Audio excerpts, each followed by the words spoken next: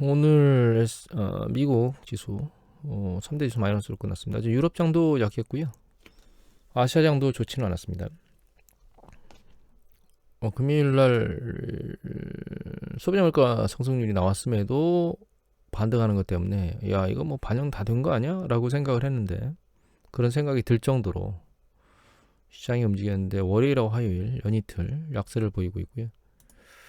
오늘 공급자 물가 지수가 나왔는데 보시면 월간 대비해서도 예측치보다 훨씬 더 많이 올라갔고 PPI가 전년 동기 대비도 7.7%, 코를 제외한 전체 물가 증가율도 굉장히 빨리 올라갔습니다. 이게 나중에 시차를 두고 저 CPI 쪽 소비자 물가 상승률로 반영이 될 거기 때문에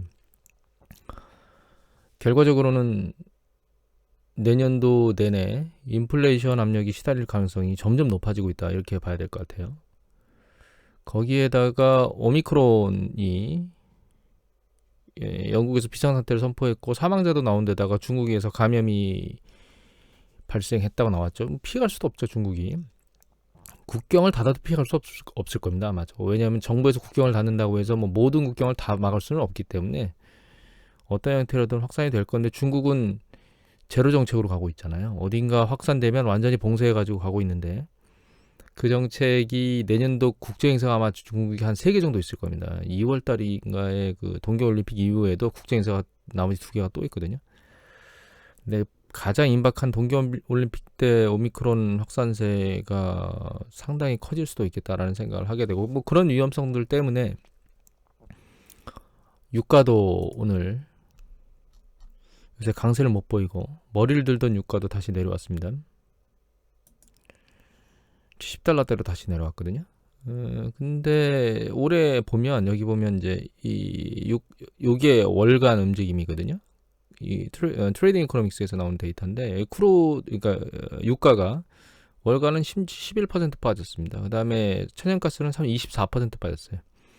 여기 보면 석탄이 14% 오르긴 했는데, 이 석탄 추이를 보면 급등했던 게 지난 10월 달에 정점을 찍고 아래로 세게 내리꽂은 다음에 머리를 들고 있는 거기 때문에 이 진정세가 됐다고 이제 봐야 되겠죠.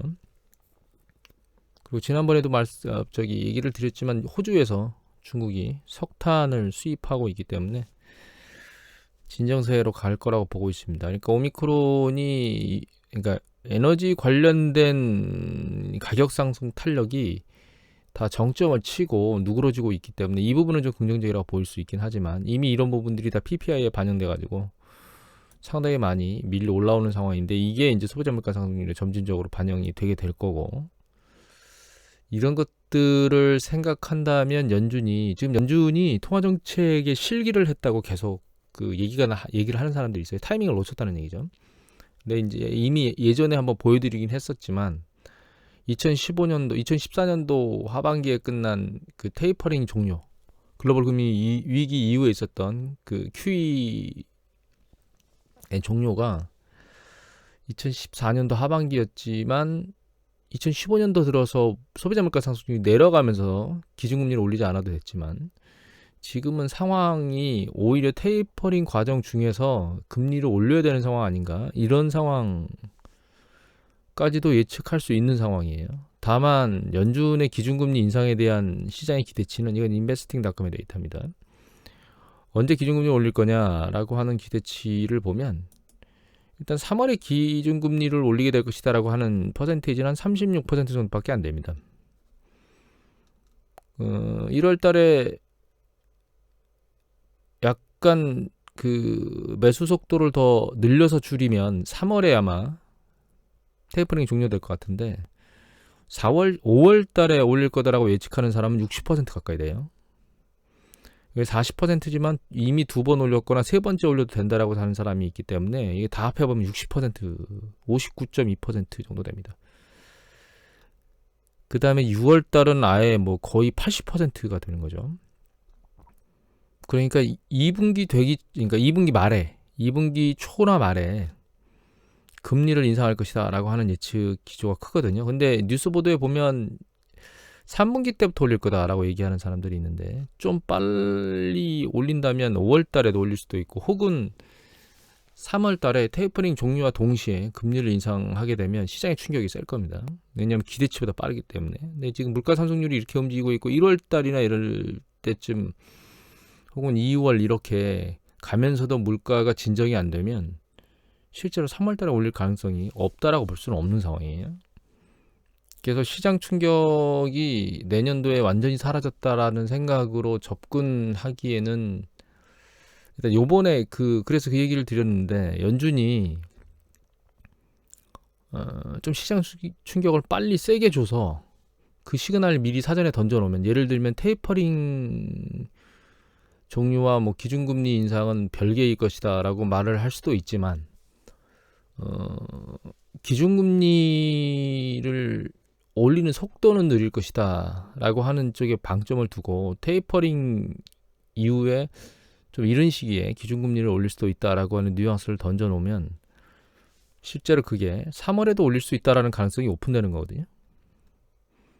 그런 강력한 메시지를 던지고 나서 시장이 어떻게 움직이는가라고 하는 부분이 나오면 그나마 좀 명쾌하게 볼 수가 있을 것 같은데, 그것도 아니고 또 요번에도 테이퍼링하고 기준금리 인상은 별개예요 라고 이렇게 뚝 떨어져 있는 얘기를 하게 되면 얘가 5월 달에 올릴 거라는 얘기인지 6월 달에 올릴 거라는 얘기인지 7월 달에 올릴 거라는 얘기인지 알 수가 없거든요.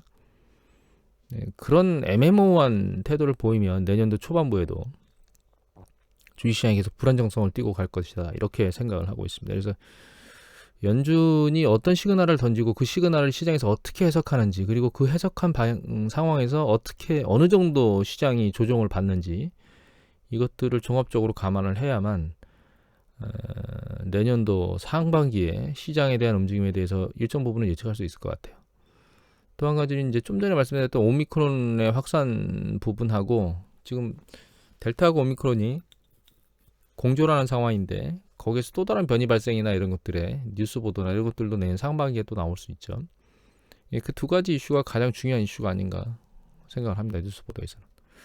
그리고 우리가 좀 생각해 봐야 될 거는 최근에 시장 움직임이 약간 변하고 있는 게 아닌가. 이거는 이미 말씀드렸는데 조금만 더 들여다보면 이거 그러니까 그 가상화폐입니다.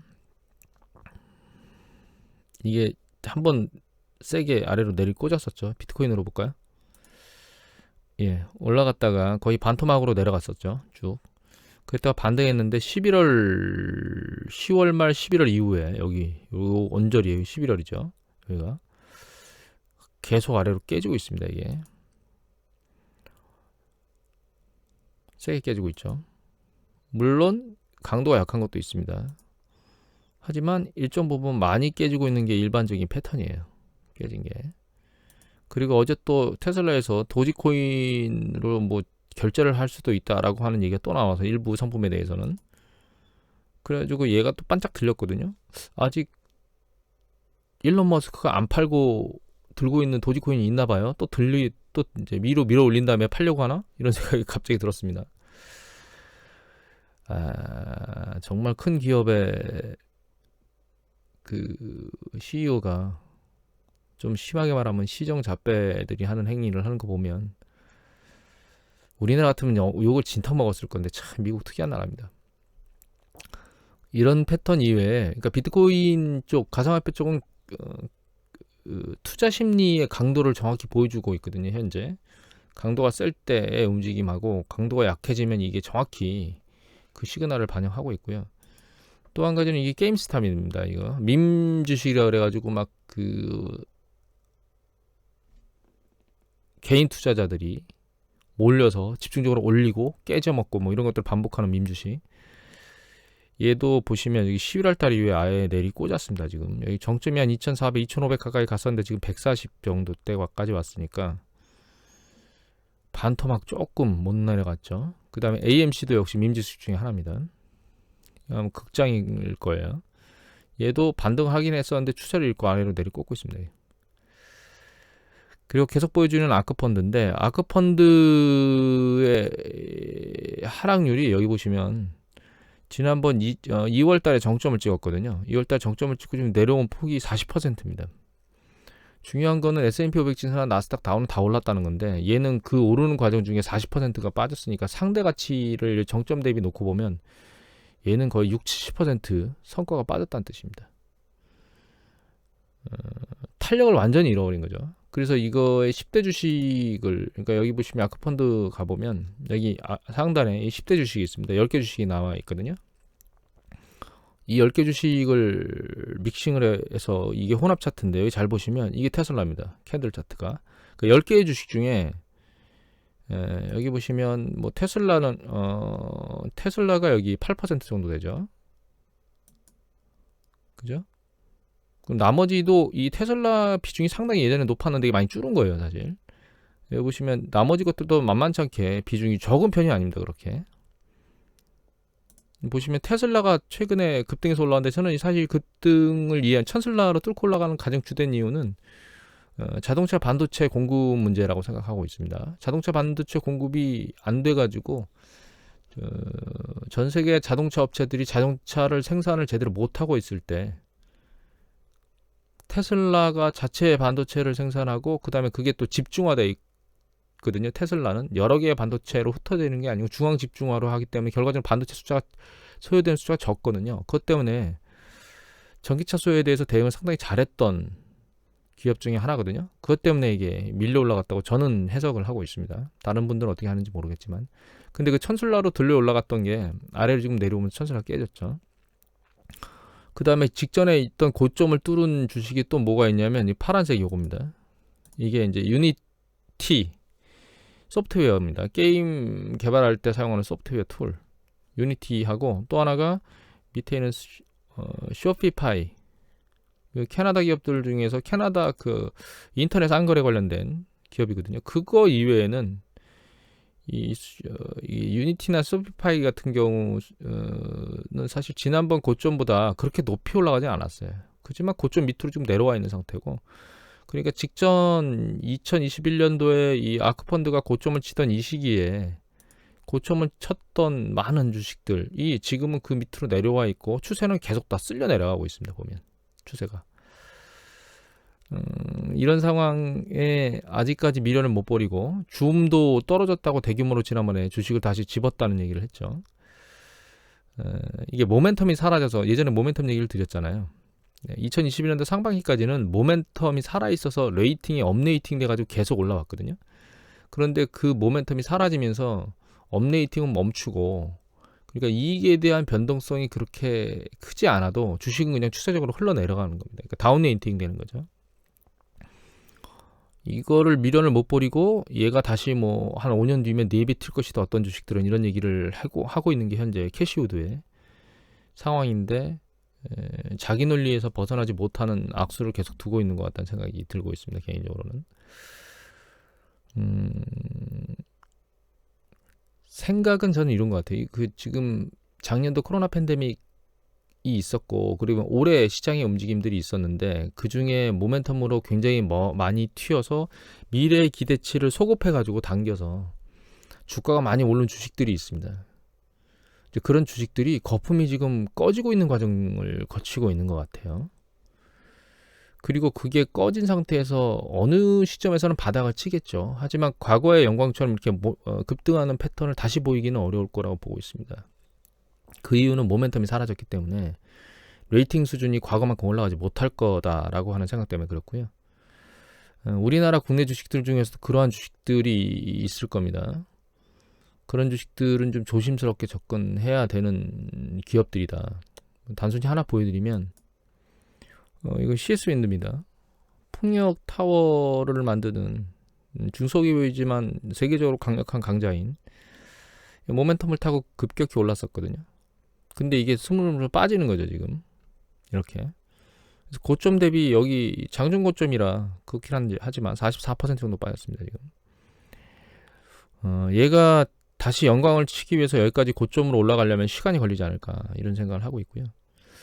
우리 최근에 메타버스도 난리를 쳤었죠. 그리고 그 뭐 카카오페이나 카카오뱅크처럼 뭔가 이커머스 쪽만 얘기하면 급등하면서 머리를 세게 치고 올라갔던 그런 것들이 있는데